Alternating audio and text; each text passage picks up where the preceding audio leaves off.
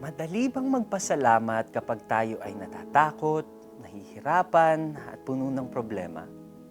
Paano tayo magtitiwala sa Panginoon? Alamin natin ang ating bagong series na Gratitude to God in All Circumstances.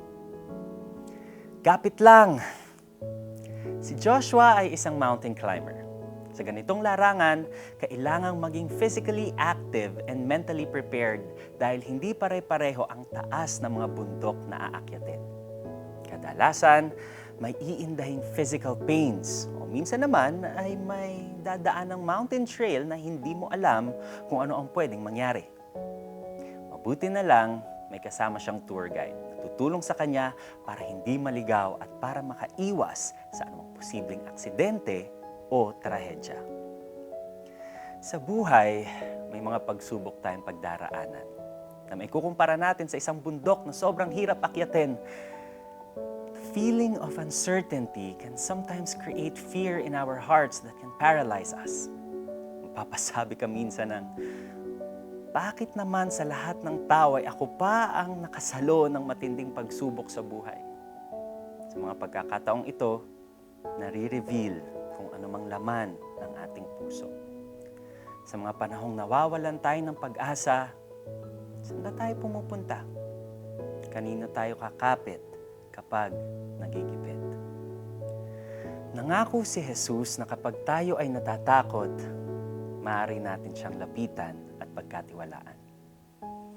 Sa pagharap sa iba't ibang suliranin sa buhay, hindi tayo iiwan ni Jesus.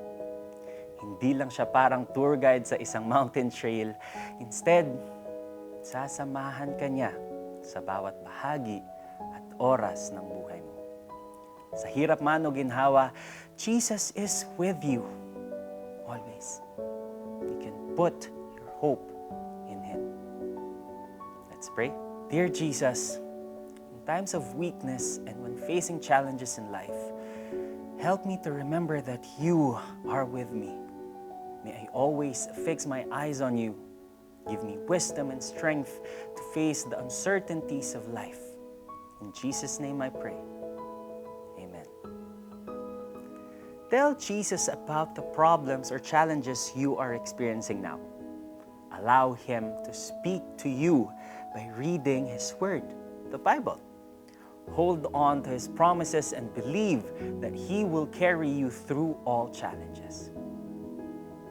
Kapag ako'y natatakot o aking Diyos na dakila, sa iyo ko ilalagak pag-asa ko at tiwala. Psalm 56, verse 3. Thank you for joining us today, and we hope to see you tomorrow for the second part of our series, Gratitude to God in All Circumstances. Ako po si Neo Rivera. God bless you.